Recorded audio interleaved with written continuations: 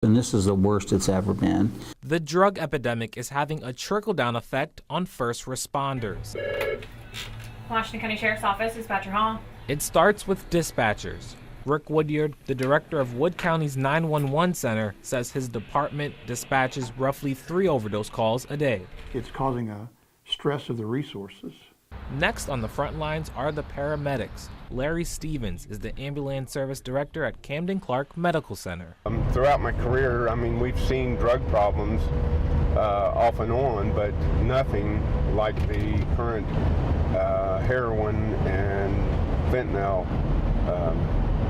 drug problem that we're experiencing now.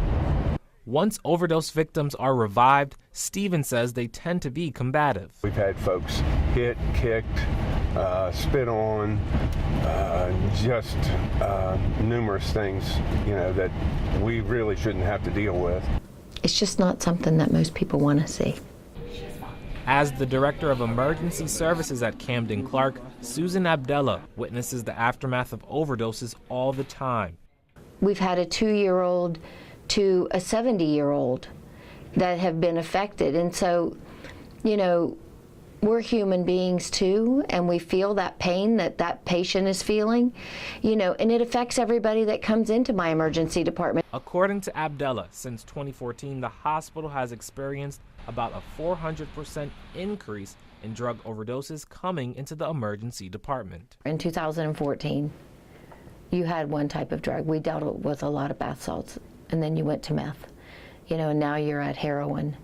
And heroin now is being altered and cut and modified to many different things. A lot of times you can tell that there's been a specific shipment of some sort of narcotic that has come in because you may have an abnormal number of overdoses at that time.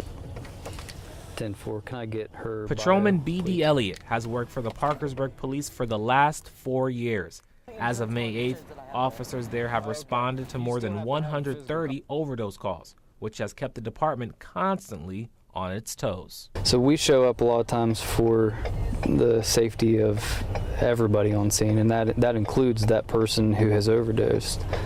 Wood County Sheriff Steve Stevens says law enforcement cannot arrest their way out of the problem. He supports getting addicts help, but he says it's a difficult task. Our biggest problem when dealing with this epidemic is where do we put these people to get them help? The whole gamut of drugs have changed and evolved and become more sophisticated over the time. And we have to find a way to combat that.